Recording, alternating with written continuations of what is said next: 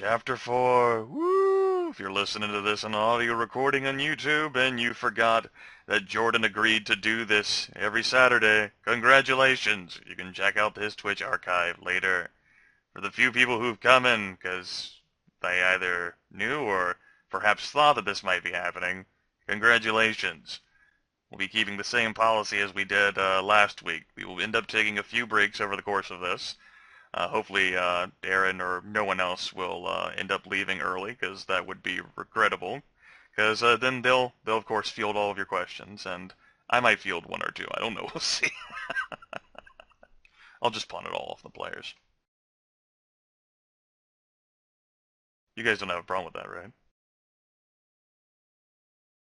None. I'm good. I'm fine. I'm fine. Fantastic. I'd hope you'd be fine, Jordan. You're the one who's broadcasting this. It's all your fault. You know, just because of that, I'm leaving. I'm gonna leave the stream running. I'm leaving. You just like leave the stream running and you just like disconnect from the session. Alright. Friday, January 16th, 1998. There have been no major global or national events over User the past... disconnected from your channel. He was serious. Alright. I guess I'll do the rest of the little intro without him, guys.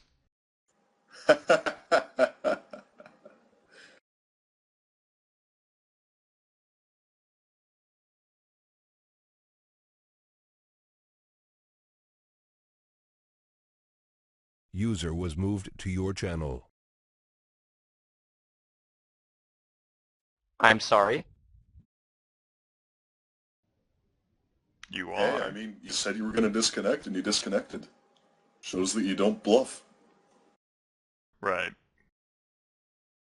I mean, if you don't want to hear the rest of my little introduction to get you guys involved in the world, that's perfectly fine, Jordan. No, I accidentally clicked the X on TeamSpeak as I was changing my settings around. I thought something like that might have happened. Many people did that. It was comedic timing, though. It's big and red and it wants me to click it. I can't say no. Alright. I mean, it's like walking into somewhere and there's a big red button. Alright. There have been no major global or national events over the past few days, but the concrete jungle has sure been busy. For starters, there's been immense media interest regarding a municipal agency in Lower Manhattan which handles the gathering and storage of various law enforcement records. Investigators have been hesitant with details, but two suspects apparently broke into the building early Sunday morning through the roof, assaulting several guards and vandalizing city property. There's only speculation as to the criminals' true intentions, but official records have been discovered missing, and the police are on high alert. Why would anyone want to do that? Of Sounds like a much... Oh, douchebag. sorry. Keep going, guys. If you had anything else. No, that's everything. Alright. Of much lesser interest is the incident that happened at the abandoned Muncie Hudson Expediting and Storage Complex in the Bronx.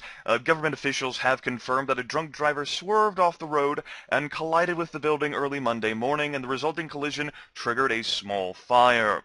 The man behind the wheel was dead on arrival, assumed to have died due to the collision impact combined with the fire that was started in the vehicle, but there were fortunately no other victims. All told, an unfortunate accident, and nothing more.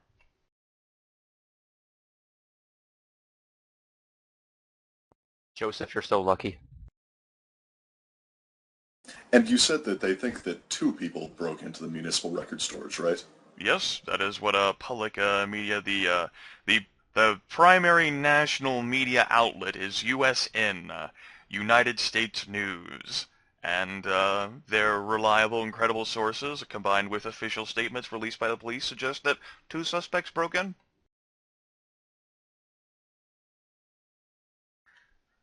Furthermore, it's warmed up a little, enough to make the resulting precipitation heavy rain instead of ice or snow every single day.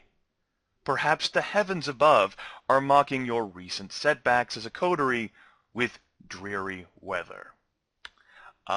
Now, before we begin continuing with the session, I would like for all of you, you're familiar with what your character has done during the few days of respite. Please share with us, with the stream watching video-wise, and with those listening on the little audio podcast I upload after binding it to a picture. Share with us in your own words what your characters have been up to. All right, well, I'll go first. Byron wanted to learn more information about the various powers in the city, so he went by the middleman to try to, talk it up with people in the know. But he didn't see any vampires. He got a little bit of information about Carter Vanderweyden. See, I actually got his name this time. And a little bit more information about the middleman, but pretty much he just went through all his cash and he's broke now. He'll tell the coterie more about stuff of the middleman as we get going, but that's about it.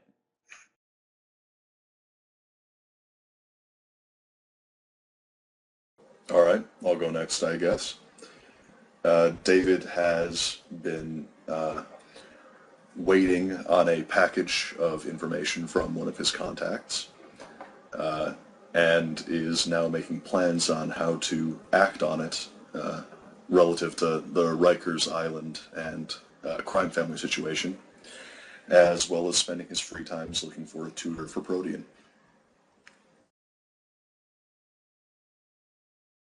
Joseph's done pretty much absolutely nothing besides hide in his haven, not knowing what to do with everything falling down around his ears. Marcus has similarly done nothing, but instead of hiding in his haven, he has instead done what he normally does at night, goes to parties, does gigs, sometimes gets drunk, and then goes back home to his haven that everyone knows where it is. All right. Let's see here. Aaron, it's worth noting your character. The information that you'll be getting will be coming today, as I told you about. And as for you finding actual tutor of Protean, you were completely unsuccessful in that regard. The Gangrel in the city, there are some, but they are reclusive. They really do eschew away from city politics at all, and they don't particularly belong a whole lot, keeping in touch with wherever it is they set up their domains as well as each other. The most prominent and recognizable gangrel in the city is one both you and Marcus would have heard about, and Marcus has actually even seen her before, because she participated in every single day of the battle for New York. Her name is Jezebel, and her domain is the entirety of Prospect Park in Brooklyn, where she, as well as some of her brood, children that she's embraced herself, make their havens. And but other than that, I mean, you know that to be true, but you actually haven't been able to get in contact with anyone using the tactics that you've pursued. Okay. And as for Marcus's character, of course, he is familiar with the fact that it is Friday, January 16th, and on the next night there will be a costume party at the Middleman that he has been cordially invited to. It will last from 6 p.m. to 6 a.m. I was about to ask, has he put together a costume yet? Fuck no. I'm just gonna go like I'm always dressed. We'll see what happens. You Go sure it get won't be too blown subtle for out. people to get? All right, everyone. Good news. Because of how poorly things went for your characters towards the end of last session, you've been a little dispirited. Particularly your individual beasts have been upset, so you did the only thing possible to soothe them by obtaining the only thing that really matters, Vitae. You may all set your blood points to your maximum -1 as you rise for this night. Woohoo! I gain I gain extra 1 point. That's what mine was already at. Does this apply to Byron too? Because he was Yeah, out. you're at 14. Woohoo, I don't have to worry about going insane for a little while. A little while. A very Okay. short while. Now, Byron, you're the first to awaken this Friday evening at 7:54 p.m., roughly an hour before anyone else will awaken. You check your phone and you notice you have a voicemail from Evelyn, dated 5 hours ago. I checked the message. All right. Hey, Byron. Just calling to let you know I've received 2 packages. The first one was delivered by Deputy Inspector Mikhail Vargas himself, who asked that I give the package to David when I see him. The second one came from... She pauses. There's a rustling of papers. She's at her desk. I can't quite remember who.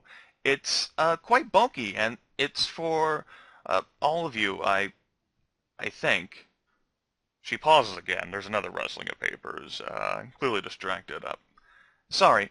Anyway, I've left them both on my desk, and I know you have a key. I'll be letting everyone else know, okay? There's a third pause, but this one's not her being distracted. You can almost feel her shy smile radiating through the phone. Talk to you later. Love you. And then the phone clicks. By the by, you other 3 will have similar messages from Evelyn waiting for you, tailored towards your characters. Anyway, back to you, Byron. What would you like to do? Yeah, well, you gave us all blood points, and that's what I was going to do at the beginning. So I've completely derailed your dreams. I know. Well, I have no idea. I guess I'll head on over to the office and just wait for the rest of the coterie to trickle in. There's not much I want to do in the hour I have.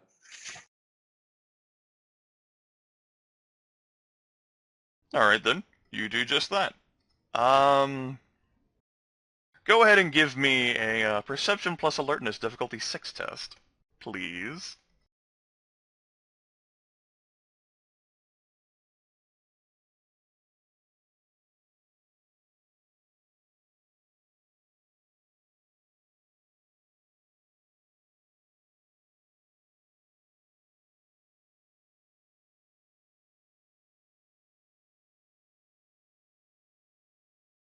Alright. Alright. Okay, so focus on you other 3. You've woken up, you have messages either on your answering machine or on your voicemail from Evelyn, stating roughly a similar thing. Well, then I'm going to head straight to Evelyn in order to pick up that package she mentioned. Well, it wouldn't be at Evelyn, it was left on her desk in the real estate building. Right. I mean, yeah. Right. But yeah, Marcus I'm will gonna go straight there. Marcus will mosey his way on over there eventually. Alright. Joseph? As soon as he gets a message, he'll go right over. Alright. See. Aaron, Jordan, Sean, would you all, for your characters, please make Perception plus Alertness at difficulty 6 test for me while you're traveling? Would my acute sense of sight help at all in this? Sure. It might. But trained observer would not, correct? Actually, no. We'll go ahead and say yes, as being a skilled investigator, you are analyzing the minutiae around in your environment. For this particular purpose. Not that it mattered that much. Okay. You all continue, and let's go ahead and take you all to a new map.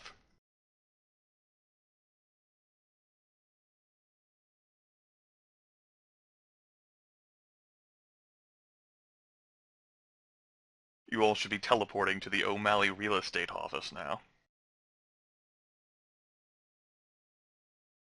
Yep. We have stone floors. God, we must be good. This is the Yeah. basement where you guys played Go Fish last session. Those are probably less stone floors and probably more crappy ceramic tiles. Perhaps, But or it could have yes, just we been are me going to trying roll. to choose some form of flooring, because most of it tends to be geared for fantasy games rather than modern games. Right, right. Because based on the tile sets that it comes with. At any rate, you may arrange yourselves as desired, particularly Byron, who arrived here first. I only assumed that you might want to bring the two packages down here. There's a series of tables as well as desks and chairs. I merely gathered you guys around that center area there, since all four of you can sit there. If you'd like, you can move around these objects here. I can drag them to where you might want them to be placed. No, I would have laid them right at that central table. I would have been sitting up on the north side of the room when whoever came in first would have seen me there, and I would have walked over to the table. Okay. Actually, let's see. I think that I would probably be facing towards the stairs. Okay. You're standing in front of Byron. Yeah, thanks, man.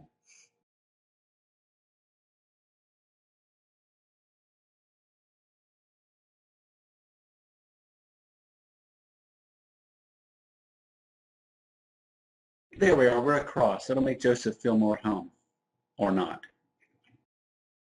Well, he's not exactly sure who he wants to be by more. He's just pacing all over the room. And Byron's No, looking it off just towards the wall. Right. It's worth noting you have like a few boxes and cardboard boxes and perhaps racks of folders over here against the walls. These are basically just representations of, you know, major objects like tables or whatever that you'd end up moving around. So in that case, you all can role play your arrival here. As for you, Byron, I'll go ahead and describe first. True to Evelyn's message, there were two packages waiting for you whenever you got up to her room. The first one was a smaller one. It's sort of like the size of, like, say, a sheet of normal printing paper, like 8.5 by 11 or whatever. Slightly bigger than that. It's pretty flexible, so you're guessing there might be a lot of papers and whatever in that. The second package is significantly bulkier. Not so bulky that you certainly can't carry, but it's a bigger box. And this is the one that is for all of you. The first one has, in a script, David's name written on it. The one that's flexible. Right. I'm going to open that one up immediately. And I'm not going to take any great effort to conceal it from the others. Okay. But you all are more than welcome to, this is pretty much your floor now, for whatever you characters want to do and say to each other as all four of you end up gathering down here. Right. I'm actually going to be giving Joseph the silent treatment.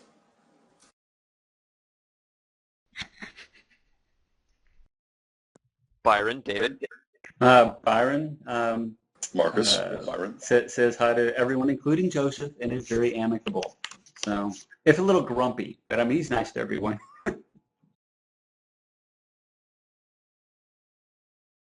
I guess Byron will start opening the other package while David opens his. Okay. David, it's much easier for you to open your smaller package first, and true to form, it is a collection of folders bound together in rubber bands. And it basically goes through the process of what you would ask for from Deputy Inspector Mikhail Vargas. There's a little post-it note that says, use this well, on the front, but beyond that, it's pretty much everything you were looking to have there, and what you ended up not obtaining on your own. As for you, Byron, you notice that you're going to want a sharp object for this, perhaps like a key or a box cutter or something. This thing has some packaging tape covering it, but it's still not overly difficult for you to eventually end up opening the box. As you do so, this inside the bulky package is a hefty amount of soft packing material. But there's more.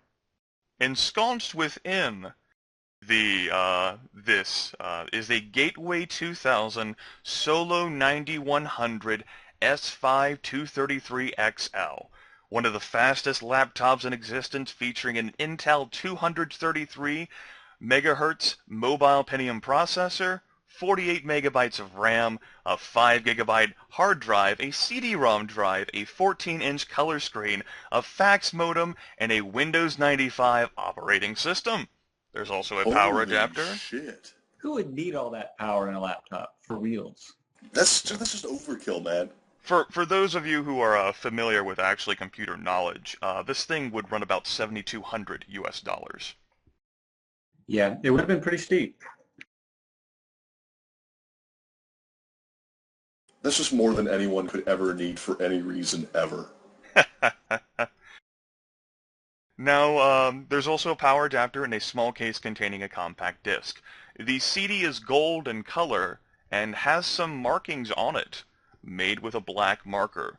Would one of you perhaps care to read what those markings end up being? Byron, I'll go ahead and drag your guy here. Woohoo! Where did he go? Oh, there he is. So that the screens are more lit up for you. I'll drag you back to your positions. Would one of you like to read the markings on the CD for the audio podcast? Tawata Lumea. From V.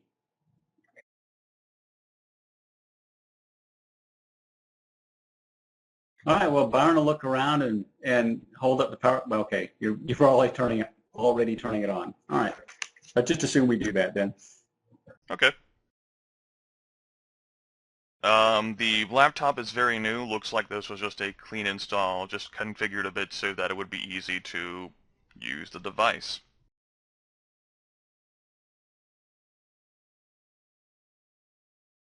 Insert the CD. Okay. Yeah, pretty much. You insert the compact disc. It runs a little, and the Windows Explorer pops open with there are two video files that are contained upon the compact disc. Oh, I'm hoping this isn't my bloopers. Nah, that's a joke. I'm hoping it is. Would you like to get closer to look at the laptop, Marcus? You're like, no, this is dumb. I'm staring at the back. Look at, marveling at its contours. Fine. I'm just, you don't have to do anything. I was just curious, that's all. Now he's just looking away from it at a spite. Fuck it. Oh, Joseph moves on top of Byron. Gross. It's fine. He's all over him. Alright, Byron, what would he you... needed a hug, so Byron gave it to him. Aww. Kindred Huckles. What would you like to do, Byron? Click on the topmost video file. Alright. The video starts to play, and it is possibly perceptible that David's eyes might begin to widen at this point, because from the very beginning, this does look like as if something that has gone horribly wrong. It shows cameras that were on the exterior of that record-keeping building, and of the Nosferatu. It's clipped together to show like multiple camera points. So you'll see at one point the Nosferatu meandering about one section, studying the building. Then he's on the other side, looking at the building, thinking about things. When he crosses over to a third side, the exterior of this building is very well lit, so it shows him in quite a clear detail. No sound. There's also a cutaway. The video stops, and then there's an audio embedded with the video. And as the audio file begins playing, David, you quickly deduce that this must have been captured while you were on the roof. The guard who had pulled out his phone must have finished dialing before you attacked, and it's a fairly clear, albeit one-sided recording of what transpired as soon as the call went through. For you others, there's a mishmash of human terror and screams, combined with the monstrous sounds of, to an extent, feeding, as well as someone who is one of you. But of course, David, you know that there's naturally nothing you did on the roof to give away your identity, right? And then you have a cut to the cameras in the very well-lit stairwells. Seeing David leap 5 stories in a stairwell down to grab onto a railing and bend it with his superhuman strength. Yeah, you see how pimpin' I am there? Yeah. Byron just whistles through his teeth and gives a sideways glance at David. Just And the footage continues. For those of you who have not watched that little mini session, the footage is edited quite extensively throughout. It just showing various points where the video was brightly well lit to show the Nosferatu in all of his horrendous glory. Basically concluding with incidents that transpired. There's no direct cameras inside Basement 2, but upon David's fleeing from Basement 2 to Basement 1 with all of those boxes, again, shows them in considerable nuanced detail, no sound. But the video continues. How high resolution are these recordings? For 1998, they're pretty solid. Of course, given the fact that you have such a horrendous face, it can be identified, but if this, for whatever reason, had leaked onto, like, USN, and they had released an expose before any vampire had caught it, you would be fucked. Not from mortals, from vampires. Right, no, they'd end me. Yeah. Theo Bell might be beating down your door or something because it would be such an egregious, gross violation of the Masquerade, it would have been released for all mortals to see. And the video continues. How do your characters respond as this footage is playing? David's going to be giving it a frown that could curdle milk and not making eye contact with anyone. I thought you were better than this, David. Now he's going to make eye contact with a frown that could curdle milk. His face can already curdle milk. You're gonna have to try harder. Alright, a frown that could rot a living man's teeth. What are you, candy? Yeah, that's a good point. Alright, A frown that... No, that doesn't work for a vampire. Byron, Joseph? I'll wait for Joseph. Byron's just going to say, well, that was uplifting. Want to see what the second one has to say? Oh, it's not over yet. Oh, great. That's fun.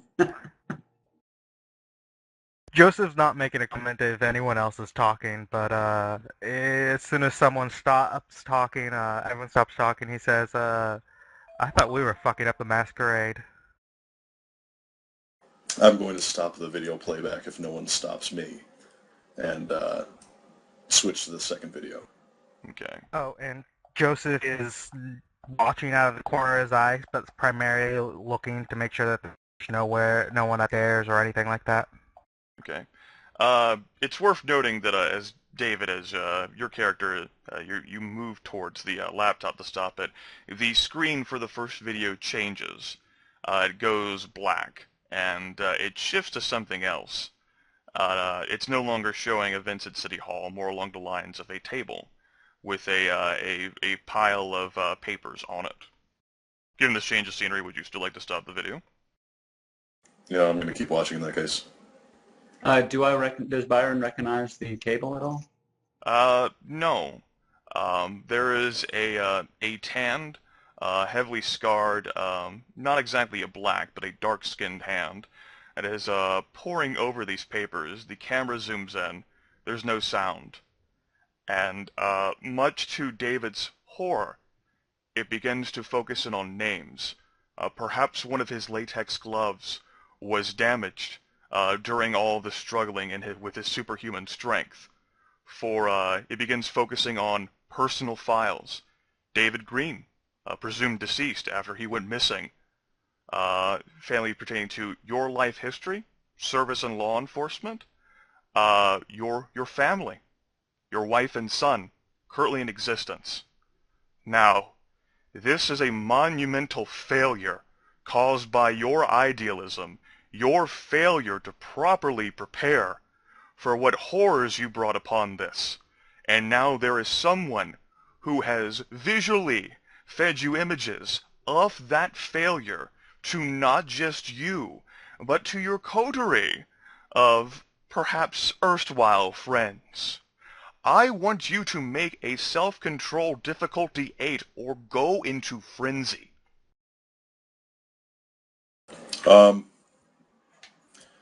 Yeah, okay. And could I spend a point of willpower here? You could. You will have to accumulate 5 total successes, but this can certainly help you along that path. Okay. Then, to start with, can I just spend the point of willpower to tell them all to leave while I try to get myself under control? You certainly can. All right, then I'm going to spend the point of willpower to tell them to leave, and then I'm going to start rolling. All right. All of you other player characters, you're watching with... You describe how your characters react. This is more than David has told you in the entirety that you've known him. And it's basically going to be, leave, now! With Yeah, that said, Byron's out. with that said, I'm going to grab the laptop and go. Good. Smart. Because otherwise that probably would have gotten wrecked. Yeah, your anger is strongly denoted at the laptop was particularly the visceral one, but it's kind of embedded in your head, you being the idealist, and this is not the first time that you have failed. You think back to that woman who you've killed. Yeah? Alright, now I'll start trying to roll. Unfortunately, self-control isn't exactly my greatest forte. Obviously. Yeah, I'm off. All right, you hear this this perhaps blood-curdling for a mortal scream in the basement as you all leave. David, you are now in the throes of frenzy. You're still the one who's in control of your character, but you have completely, the demeanor there of your enigma has been completely shattered. Describe how your character responds.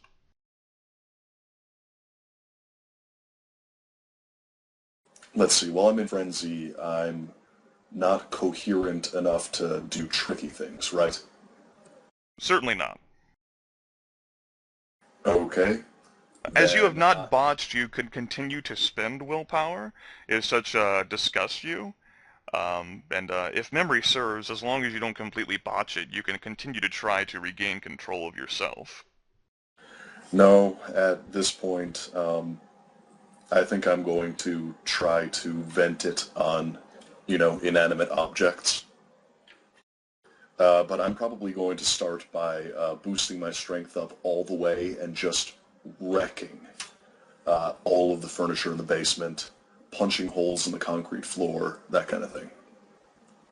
The three of you, your other three, how do you respond? I assume we're out on the main floor. Yes, you have all exited to the first floor. The basement door is open, but you can easily shut that. All right, Byron will look at the two of them and say, all right, if he comes through that door, I'm dominating him and making him step down. Do you object? He won't just shut the door if he comes through there. Yes, you can, but first just shut and lock the door. Oh, yeah, I figured we'd done that. Of Yes. course, that's not going to be able to stop a vampire, but It might slow me down for a second. it could. I spent 4 blood points, by the way, to boost me up. Okay. You are superhumanly strong, and there's no way these boxes and shelves and desks can stand against your wrath. Take that, shells. As images of your wife and son, and the fact that your identity has been revealed to someone, in that if this could have possibly been released to someone, you don't know who has this. And the whole concept that your entire life and perhaps the mortal life you left behind could be completely thrown into a tailspin out of matters that you could have controlled, yet failed to do so. Right. Well, once everything in the basement is pretty well destroyed, I think that with the state of mind David would be in, he would head upstairs wanting to destroy that laptop. Okay. In this case, I think the frenzy will last for an entire scene, which can go for like an hour or two. It is not going to take you that long to destroy everything that's down here. But that gives you all characters some time on the first floor. You've just left after David told you all to leave, and you can hear sounds of him wrecking and destroying everything in the basement of O'Malley Real Estate. So Dominate would do nothing to calm him down or send him back downstairs or anything like that? You would have to consider the fact that as he is frenzied, he, I presume, gets increased resistance to mental discipline such as Dominate. I have no clue whether or not people do. Yeah, I was going to use some blood points to raise his, what is it, charisma or manipulation and or intimidation up. Try and twist it into a fear frenzy. See, Yeah, I mean, all I was gonna try to send him difficulties back to down. dominate or otherwise mentally control a frenzied character are increased by 2. And all difficulties to resist the effects of such mental control are reduced by 2.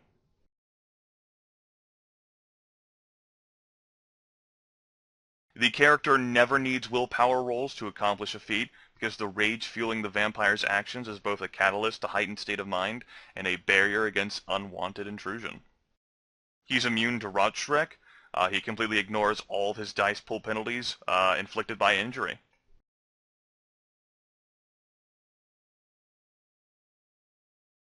After that video you guys just saw of what David can do when he's lucid, it might be a good idea to fucking run. Then again, you are 3 other vampires, and no That's matter also how true. powerful David is, I mean, if you also willed it, he could very well meet his final death here.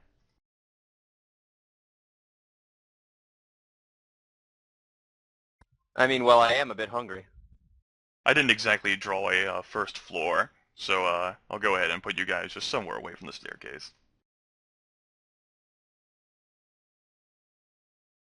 So yeah, it's up to you guys, but after... You've got a Yeah. considerable amount of time, and you still have the laptop in your possession, and what do you guys want to do? Like, discuss with your characters. This is a big deal. He has lost control of himself. I mean, you guys may or may not realize the fact that he's coming for that laptop soon. But you would certainly know that it was probably the most likely way that made him angry. Well, I'm going to tell, as soon as we get upstairs, I'm going to tell Marcus to put the laptop somewhere safe, and because I know between the two, I think Byron's more capable of dealing with the situation. Byron's going to say, maybe we should just take the CD out and hand him the laptop. That's what I was going to do. This is a $7,200 Oh. laptop. What's that? This is a $7,200 laptop. Yeah, how much is our office worth? Well, it's worth A lot more than a laptop, but, I mean, this is one of the best computers out there in existence right now. What does a subtle punk rocker like me need with a laptop? The internet? I mean, there's so many things you can do on the internet these days, man. Yeah, What's I an mean, internet? You can go to, you know, fucking... Subtlepunkrockers.com. I mean, there's GeoCities, there's America Online. They're happening places. You could go to chat Yeah. rooms, dude. No. I don't think you're listening to me. Chat rooms. Huh? I'm going to take the CD out of the laptop, and I'm going to put the laptop on the ground, and I'm going to say, let's leave. Yeah, except 2 things. One, if he doesn't find the CD, he's going to be just as pissed. 2, if he manages to get out of here, this situation is going to just get that much worse. Whatever it is, we want to keep it inside the building. Right, you have an obligation to not just yourselves, but the Masquerade itself. If he leaves this office while he is frenzied, look at him. He's a fucking Nosferatu. That'll be nearly as much a breach of the Masquerade on our part as his. That'll be, at the very best, a huge blow to our social standing. At the very worst, will get us all killed. Not to mention rip and shred. Byron's going to look at Joseph, say, hide. If he starts looking like he's going to leave, kill him, and he's going to throw him a knife. I mean, you get it, a knife, right? Joseph, no, he doesn't. I don't think I took any melee. Well, it's either that or my 9mm, which is not going to do much to him. So find another way if you can. If it actually comes down to it, I'm pretty useless against him. The most I could do is I could hide from him very well. You know what? On second thought, I'll take the CD. Yeah, there's no way in hell David would be able to see you unless you did something to reveal your position. It's true. I don't have any aspects. And then the two of you really need to, well, three of us, but two of you are the only two that are actually useful here. I'll be just a burden, if anything. Need to make sure that he does not leave the building. I have a knife, bro. Yeah, you also know that Byron has a gun. Do you want to ask for it? A gun is useless against a vampire. Yeah, it Well, is. I mean, if you'll offer it, it's the best thing I could do. Yeah, Byron will toss you the gun. Yeah, he has a knife as well. So. I'm picturing Byron pulling out his knife, taking off his coat, very calmly folding it up, taking off his vest, doing the same thing, rolling up his sleeves. You're giving him so much more credit than he deserves. He's half panicked right now. Oh, fair enough. I mean, a raging Nosferatu, I don't care who you are, that's fucking scary. I thought you meant I was giving him too much credit for wearing a three-piece suit, and I was like, come the fuck on. Oh, no, he's probably still just wearing it, is what I mean. He didn't take it off, roll up his sleeves. Right. So yeah, in a couple of rounds, David is coming through that door. Oh, by the way, the notes that you got from Mikhail Vargas, well, you're in frenzied right now, but bad things have happened to those. How bad? Scattered everywhere or shredded? Well, it's kinda under all of the pile and rubble of every desk and rack and box that you have destroyed down here. Yeah, I kind of figured. That's more what I figured, because I wouldn't think that I'd have the presence of mind to actually shred papers at the moment. Like, even in my impotent rage. What is the penalty for aiming for the heart? I think it's like a -3. I'll check. It's a change in difficulty. Yeah, it's I think given how precise that is, it's like a +3 to the difficulty, but it gives you like a +2 to damage. Yeah, I think you have to get a minimum 3 damage to stake someone, and I'm not sure if it's what's changed in this rule set, but the last I remember it had to be. Well,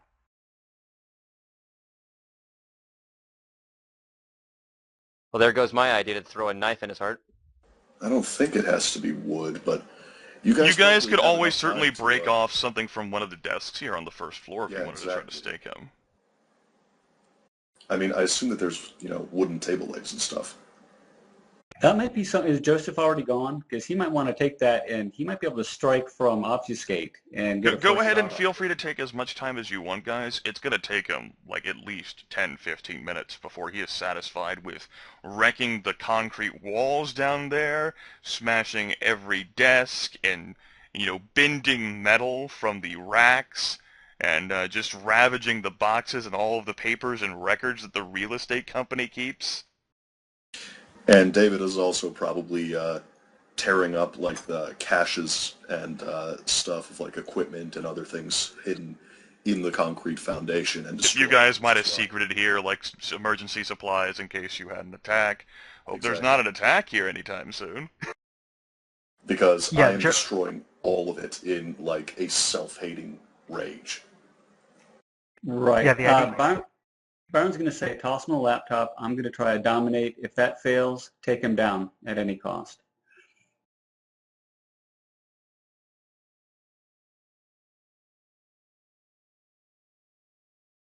You also Sounds are like a free plan. to position yourselves accordingly.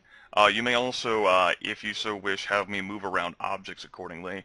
I've just done a little bit of groundwork here, just laying desks and whatever that people use to work at. You know, lots of little knickknacks here on the first floor of the real estate company.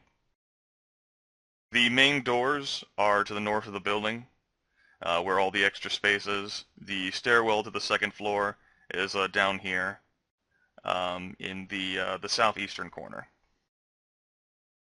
If you want to start moving around desks, flinging around whatever it is that's in here, you know where the basement access is, and if you want to fucking just send every single desk, table, and chair that's over there full of their notes and everything, you guys are free to do so. Or, if you don't want to, that's perfectly fine. But eventually the Nosferatu, you figure, he's going to be coming up. Right. Byron is going to position himself where he is there. Several tables between him and the door, but he needs to make eye contact, so he's not that far away.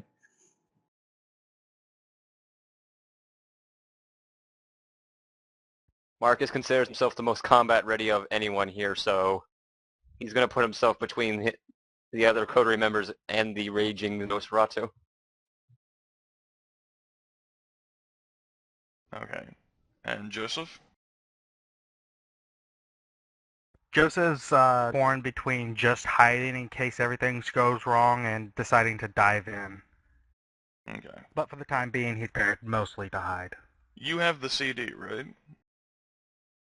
So I've pocketed it. I guess that I'd have a Yeah, coat there's on. a compact disc case, so it's perfectly fine. It'll be safe. Where's the laptop at? I believe Byron has it. No, okay, well, you have it. I told you to, like, toss it towards David as he comes through, because I'll tell you what I'm going to try. When he goes to reach for the laptop, which Byron is assuming he might do, he is going to try to dominate and put the suggestion of satisfied in his head. So maybe he'll just rip that up and be okay after that. That's his hope anyway. Something you guys would be aware of is that while David tends not to carry his firearms on him, like day to day, he does carry a knife in order to like pry things open, cut things open, that kind of thing. I'm not sure whether or not it would still be intact after what went on down there, but he's not necessarily unarmed. If you boosted his strength up to 6, I don't think it matters what he's got in his hand. Keep in mind, honestly. you all have blood pools as well. Quit being Yes. bitches. Well, Yes, no, you I was do. planning on spending 3 blood points to get this dominate off. I'm just waiting for Okay. that. I just want to remind everyone here, he's not the only vampire. He's not the only one who can increase his strength to 6. Even Joseph can increase his strength to 6. It's true. He can only spend 1 blood point per turn, but you've got a lot of turns. And this thing is going to be, and it's going to last for an hour too, which is going to be, the expiration of that will be after he comes up. Or up to an hour anyway. It's whenever the scene ends. Because Yeah. scenes are wibbly-wobbly messes. Yeah, that's why I said, an hour or two. Depends on how long, the scene might be. Right. Either way, I'm going to spend a point of blood to boost up my dexterity to 5, well, 6 with celerity beforehand. Actually, you can boost it up to 6 and have it remain at 6 for the rest of the scene. You could, and then your celerity would have it increased an additional to 7. Okay, I'll do that.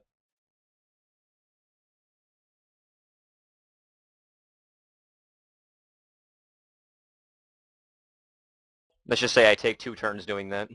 Okay. Byron, Joseph, are you perfectly okay with things as they are, as you lay here tense and then wait? I'm going to spend 3 blood points and boost my manipulation up to 7. I don't know. That's not a physical attribute. Yeah, it only Right. works with physical stuff. Sadly. Well, in that case, I'm going to boost up my strength, dexterity, and stamina, all up to 3. Yeah, I'm just gonna hold it in case, hoping that there's something I can figure out. Okay. David, you have thoroughly wrecked everything down here in the basement, but you know that you're just putting it off. You're being self-loathing. And while you have every right and cause to feel self-loathing, the true object of your hatred is the information that was given and revealed to you. And, well, you, Aaron, know how this all works in role-playing frenzy and how your character, being an idealist, will feel in this situation. Feel free to play accordingly. Right. Okay. Can I get to the top of the stairs and Kool-Aid Man through the doors in one turn? Absolutely. Um, let's see. With the rule corrections and like adjustments that I've given you guys, stuff like walking is 7 meters. You'll notice each block of distance is 1 yard or 1 meter.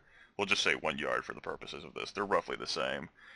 Jogging is like 12 plus dexterity, and running is 20 plus 3 times dexterity. You can move up to half your run speed and still take an action. You can certainly go up those staircase and bust through the door. That would take care of your turn. Okay.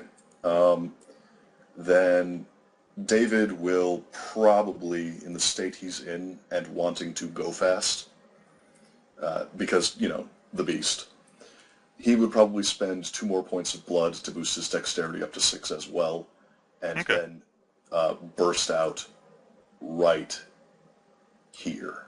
That's fine. You do that automatically. There's no need for a roll. All the other player characters, you spotted the very angry, very strong, very fast, superhumanly so, Nosferatu easily crush the door, sending it flying into the rest of the room in front of him.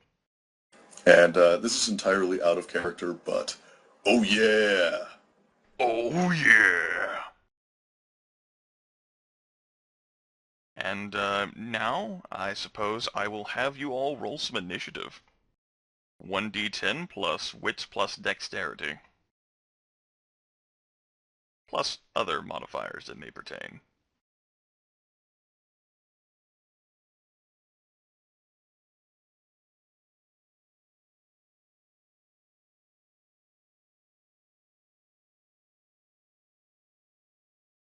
I got an 18.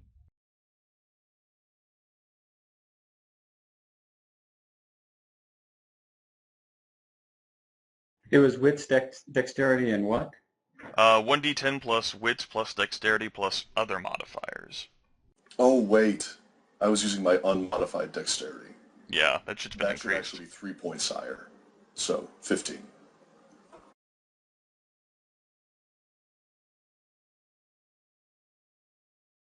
15. 14. Okay, I suppose, let's see here. For in cases of a tie in this situation, I think David is the one who has the highest initiative modifiers with his increased dexterity. Yes. So it would be Marcus, David, Joseph, Byron. Yep. In which case, Byron will be the first one who declares his action. And I've told you what it is. It's still going to be to try to dominate in some form. All right, Joseph. I'm just going to sit back. David. Let's see. Someone has the laptop. I forgot exactly. Can you just point with a pointer where the laptop's location is? It's on Marcus. Well, he still has it. He was going to toss it in his turn. Okay. You have it. In that case, David, what would you like to do? David is going to try to run and grab the laptop out of Marcus's hands. Okay. Marcus. Marcus is going to toss the laptop behind him, if he can, into the stairwell. Well, no, more behind him, over here, like Behind square. behind David, you mean? Yeah, the one square right behind him, like across, yeah, right there. That's not going to be too difficult too, although he might perceive that as an attack since you're throwing the laptop at him. I'm more lobbing it over him. Okay. In that case, that is done. Marcus throws this highly expensive, incredibly powerful for 1998 laptop, and it lands near David. David, for the purposes, you don't have to rush to grab it from Marcus's hands because it's right near you. Right. So you grab the thing. It is now in your possession. Joseph sits there, just looking on the situation, and Byron, execute your dominate. By the way, the moment he lays his hands on it, I don't think that he has the self-control necessary not to destroy it. Okay. Like not actively destroying it, just the sheer strength. Right. Byron's going to wait for him to destroy it or start destroying it whenever he can make eye contact, because You he's got you pretty much have that. You've declared your action to do. It is now your point of acting where you're going to execute what you plan to do, which is to dominate on David. Right. As soon as he got the laptop and started destroying it, I was going to try to dominate, but I need eye contact. So do I have that? I'll do it if I have eye contact. So that means that your turn Yeah, is basically you can botched. pretty much stare directly at his eyes. He Okay. doesn't have them hidden at all. All right. I'll try that. And he's certainly not trying to hide them from you. Okay, what are you attempting to do with dominate? I'm trying to suggest, put the word into his head of satisfied, that hopefully he'll feel satisfied after destroying the laptop. Like, that's a pretty interesting command. Okay. I mean, satisfied, satisfactory. I mean, does anyone else have a better idea? Because that's all I could come up with. That's what your character is going to be doing. In that case, you roll manipulation plus intimidation. The difficulty for that will be his willpower +2, which is 6. All right, I got one success. David, you are being commanded to satisfy.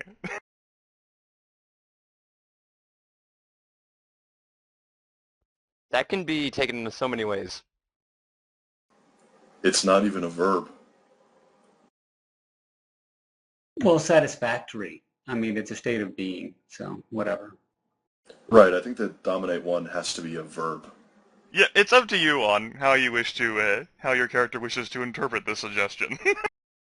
The order must clear and straightforward if we're looking Yeah. at running the first dot of command. Yeah, like I said, that's right. it's up to your character, David, on how he wishes to interpret the word satisfy in his head.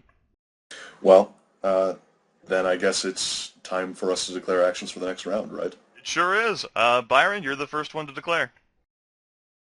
The dominate, or your command, may have done something, but he's still, David is still, grinning, very evilly and angrily at the laptop he now has in his possession. I guess Byron's gonna back off a little bit. So I mean, he doesn't see any change, so he's like gonna yell everyone to back off. But I mean, whatever. Okay, Joseph? Well, you don't move now. You Yeah, move Joseph. last. Right.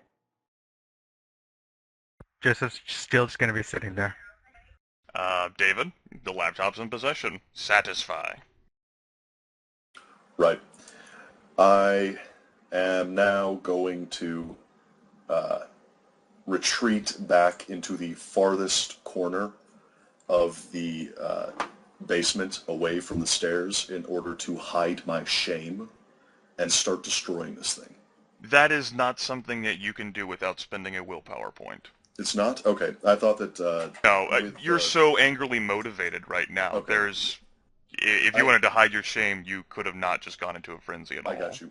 I figured with the what inspired the frenzy, I might want to hide this laptop from the party. The time to feel shame will be after you after the beast finishes whatever he wants to do. Right. I've got you. I was thinking in terms of like him being ashamed of the contents of the laptop. All right. In that case, he is going to start just madly destroying the laptop. And not just in one place. He's going to do things like throwing it against the wall, just smashing it into the floor, snapping it over his knee, all kinds of shit like that. Just all over the office. Okay. Marcus. Marcus is preparing to dodge. All right. There's no need for you to dodge. David is now taking time to just completely eviscerate this laptop. Joseph is laying in watch, and Byron, you may move accordingly. You're backpedaling. However much you wish to within the extent of your reach.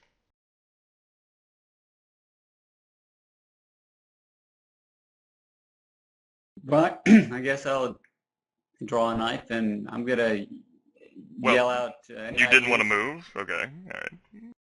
No, I did move. I moved. Alright. Oh, and just for the sake of this, let's say I end my turn over here. Alright, you are using this desk there, basically, to fuel your rage. Yeah, just smashing the laptop in it until the desks aren't even standing anymore. Right, providing that you other three player characters don't want to do anything to stop him. Is that going to be true if he's just continued to focus on the laptop? Yes. Okay. Some more time will pass then, basically. And since everyone is taking a wait-and-see approach,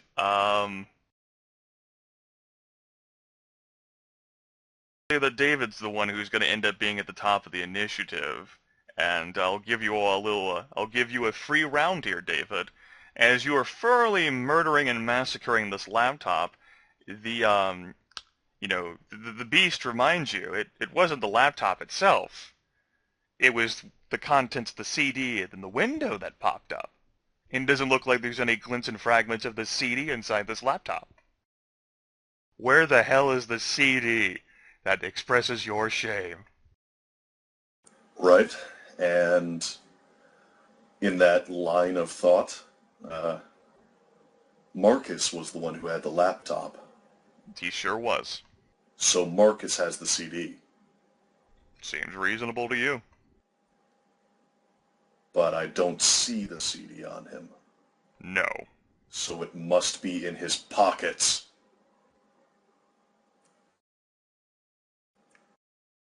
I'm going to try and rip the pockets off him. And I'm not going to take any care not to also rip off flesh. Okay. Girls, girls.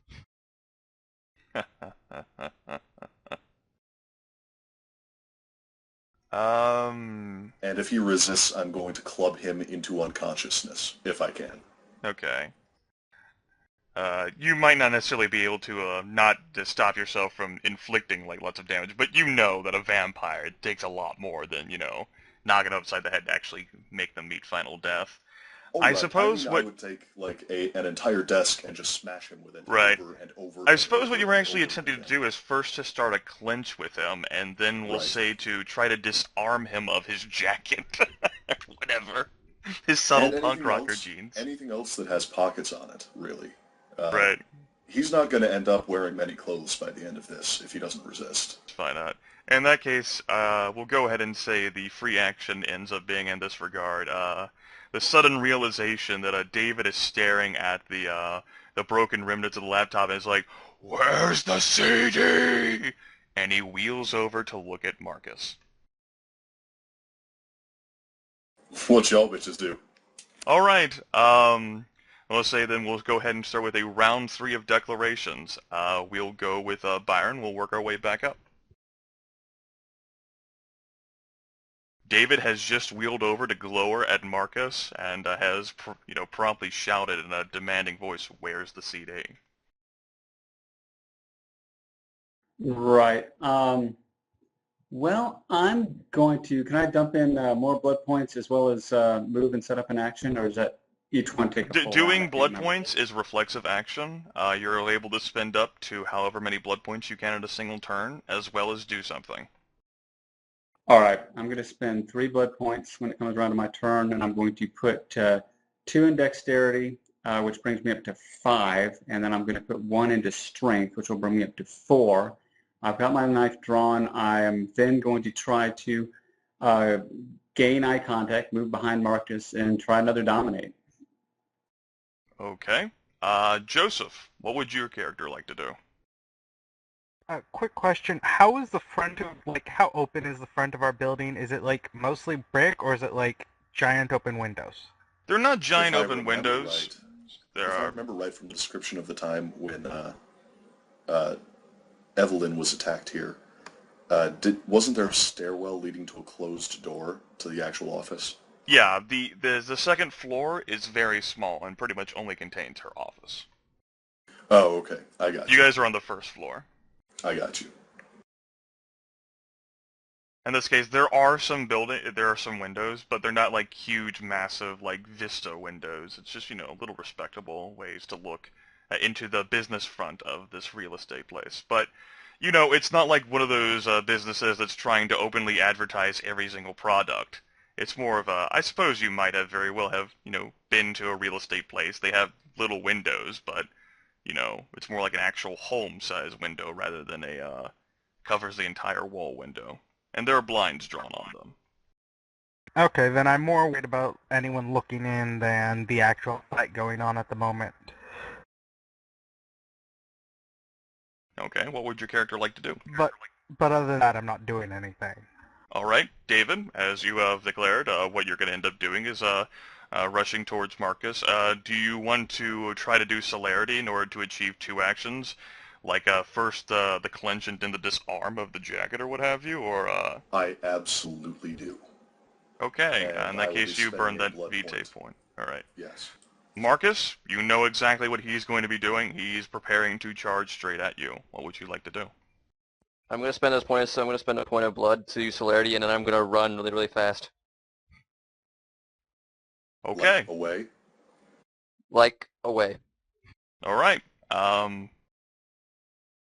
Marcus, it's your go. You're able to choose your run actions however you want. Keep in mind that your celerity actions won't take place until after everyone else has their turns. What, before David's? Celerity Right, action? your celerity action will still be before David's celerity action. Right. Alright, so I can run, what, 20 plus 3 times my dexterity? Certainly.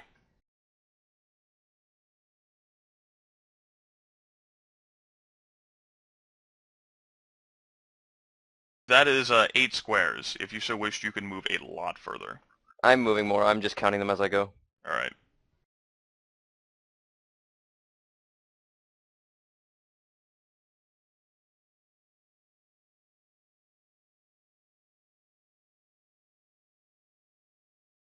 Just gonna run laps around the room until I run out of blood points. That puts you up to 18. Yep, I'm gonna try to... sorry, Joseph, you're kind of in the way. It's fine, he's obfuscated. That's 26, 30. We'll go over here. Like All the right. exact opposite of the room. David, you are going to, that is an incredible distance of 23 squares, so you're going to have to do a full run, and you won't be able to do an action as part of that. So he's out of your reach. You'll have to use your celerity action to hopefully begin a clinch on him. You can move accordingly. Right. What's the maximum speed I can use? For I can running, run, it's 20 plus 3 times dexterity. Okay, so yeah, I'll have to sprint all the way up to reach him.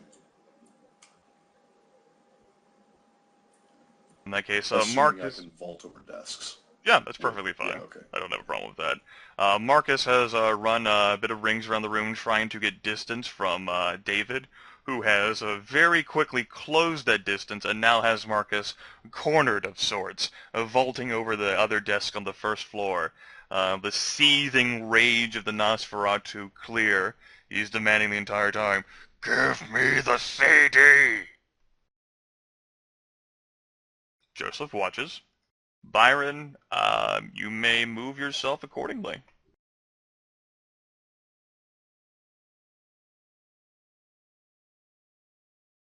Well, can I see his eyes from there? He's really intently looking at Marcus there in the corner. You don't necessarily need eye contact. It's just a window into the soul. If you wish to try to do something, I will allow you to do it. Just keep in mind the fact that he's in frenzy, so it will be harder. All right, this time I'm going to try to use the word reconcile, as in to cause to coexist in harmony. That's a good one. Okay, roll your manipulation plus intimidation, difficulty 6.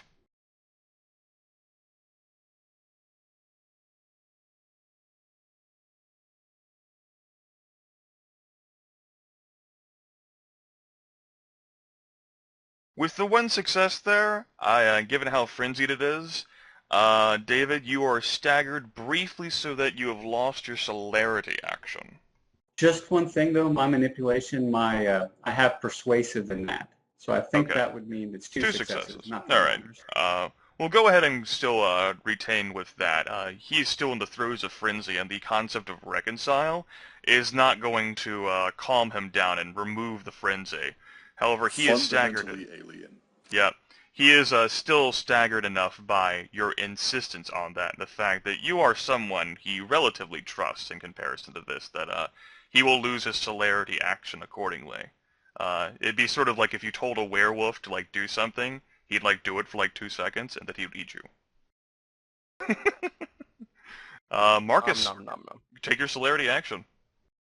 And it appears that David has been staggered by whatever Byron did. He will not be able to pursue you. For now. David's actually probably clutching his head in confusion. That seems perfectly reasonable. Your character. Well, I have a couple options now. I can start attacking him, which You sure could.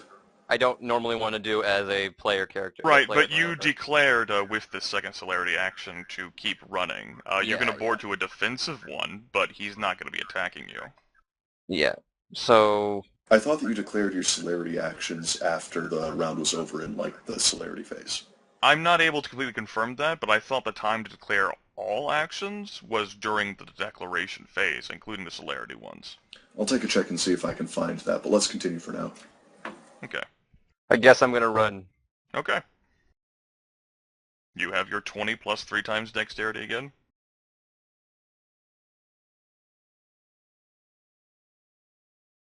In that case, while David shakes his head in confusion, he ends up spinning his head and growling in anger as Marcus has apparently run across the other side of the fucking room.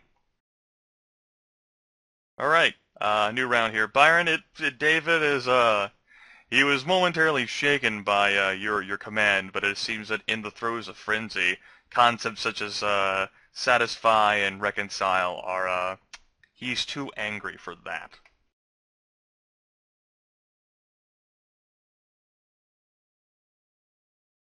Yeah.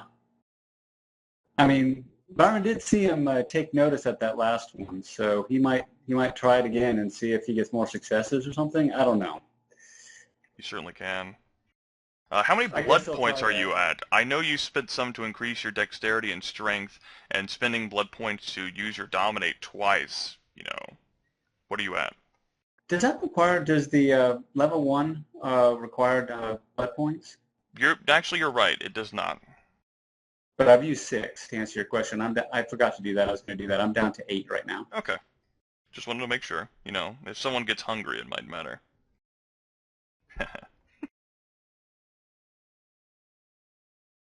Yeah, well, I will take a step back, and I mean, by then David will have moved, but I'm going to see what he does, I guess. Follow if I can. All right, Joseph. Mostly just trying to stay out of the way. I'm actually gonna spend a blood point to up my dex one because I got max 1 per turn. But All right. Okay. David. Marcus has gone to the other side of the room. You still do not have the CD, and Byron has just tried to fuck with your head. Actually, correct that. Okay. Byron has fucked with your head. Right, and that is going to make me quite angry eventually. But at the moment, that fucking CD. So the action that I'm going to try to take is to move to one of these desks and fucking hammer throw it at Marcus. All right. I have a quick question. Are you mentioning that you want the CD at all, or do we just see that I you're assume he's been straight the entire time. Yeah. Give me the I'm straight CD. about it. And okay. Well, for I'm next actually round, going to- I have an action. Yeah. I'm actually going to spend a point of celerity with the intention of using my extra action to catch up to Marcus after he's either been hit or has kept running. Okay. Now, throwing here, I don't think you can actually throw it that far, even with the amount of points you've put in. I'm looking at the throwing rules that are in the book on page 262. On Dexterity plus Athletics, let's see, objects with a mass of 2 pounds or less can be thrown a distance of strength times 5 yards. For every additional 2 pounds of weight that an object has, this distance increases by 5 yards. So, I guess calculate at first what the maximum distance you could throw an object of 2 pounds would be. Because the desk is a bit more than 2 pounds. Well, let's see. At the moment, I have a functional strength of 7. Alright, that would allow you to throw something 35 yards. For every additional 2 pounds that an object has, that decreases by 5 yards. He is, well, let's What's the see. furthest I could move and still have an action in one turn? It's half your running speed. Okay, and my running speed would be, what, 20 plus 3 times Dexterity. dexterity? So I could move up to one of those desks relatively close to him. Yeah, and if he's still there, then you could certainly attempt to throw it. If not, you're just going to end up throwing it at wherever he is. Okay, then I'm going to try and move to about here-ish and throw one of those desks at him. Okay, that's fine. Or, I guess, yeah. You could a bit closer or whatever. Right. Half your running speed. All right, Marcus. David has not stopped. He wants the CD, and he thinks you have it. What do you want to do? Is there anything that looks gold in color in the area? Smart. Shit. Let's go ahead and give me a, you're frantically looking around here. This will be sight-based. Perception plus alertness difficulty 8. Or even just CDs in the area. Yeah, that was going to be Byron's next action. Oh, what do you know? Holy shit. Yeah. You know, there's some old computers along these few of these desks. There's a gold CD. Doesn't have any markings like the marker writing, but it's a gold CD. For my action, I'm going to run up there and grab one and then toss it back down. I'm going to try to, as stealthily as possible, grab one and then say, "You want the CD? Go get it," and toss it down in the basement. Okay. In that case, that'll be what'll be happening. Marcus runs over to a nearby desk, looks over at David. If you want the CD, go get it. Tosses it down to the basement. Unfortunately, David is already throwing a desk at him. All right. Yep, David. Matter of fact, he's pretty conveniently moved closer to you. So, if you so wish, you could have borked. But you're kind of in the throes of a frenzy. You probably have to spend a willpower point if you wanted to not throw a desk at him. This desk is getting thrown. I don't know what you're talking about. The desk is getting fucking thrown. Okay. Let's see here. Throwing an object with any degree of accuracy requires a dexterity plus athletics roll versus difficulty 6. I regret nothing. And clearly precise does not apply here. And he definitely does not, yeah. And he does not have a dodge for this, since he did not choose to pick up any other actions for the potential of that. On the plus side, this is bashing damage, so I'm just going to be rounded down to half, and then I get to soak it. All right. This is going to be 6 dice. Okay.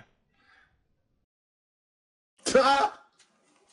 You have, you miss. The desk goes, With your incredible strength and your supreme anger, perhaps you didn't ultimately want to hurt Marcus after all. The desk goes sailing. Yeah, you know what? Sure, rationalize it however you want. Marcus manages to duck there, and it goes sailing off this way. It's like, fuck!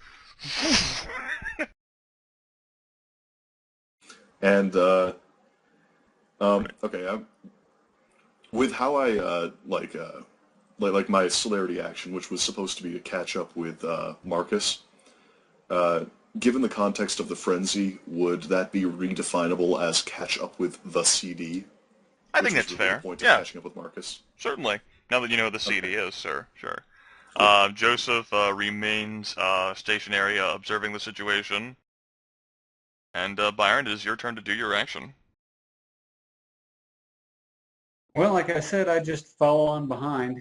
I didn't actually have an action. I'm now in the middle of the room. Okay.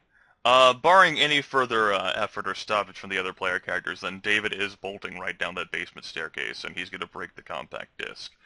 Will you all be doing anything during, like, say, the turn he rushes down there, and, like, maybe the 2 turns he might be there, or however long it takes for him to fully crush, a tiny little disc? You guys should keep throwing I'm, CDs down. That's all I'm saying. well, I have a question, and I think I know the answer, but I might as well get your ruling. We are not free enough from distraction for a mesmerize, am I right? No, we're completely free from distraction. We're all relaxed and not really focusing on anything. This is pretty much the heat of a combat type situation. Yeah, David well, cannot be mesmerized right now. I'll figure. Oh yeah, by the way, this is off topic and I apologize, but that mesmerize is the one that takes into account the current willpower points, not the maximum All that I was right. thinking of. While he's down there, I want to look for a second golden disc and a black pen in case he doesn't fall for it. That's the ticket. Okay. Well, guess what? Marcus, would your character like to? I'm probably going to do the exact same thing, and there's probably a black pen sitting on this desk right here. Brilliant. Okay, David. Your character rushes down there. He breaks the CD. I will allow you a self-control right now at difficulty 6. Okay. And you don't have to achieve 5 successes, but if you do achieve 1, you'll allow to, we'll say 3, since you've broken the object of your rage, you think. It'll allow you to persist and continue to make rolls. We'll say 3 successes will be needed. Okay. That's 2 out of 3. You're beginning to come out of your frenzied haze right now. Okay, well, then You may I'll roll again. Okay. Ha!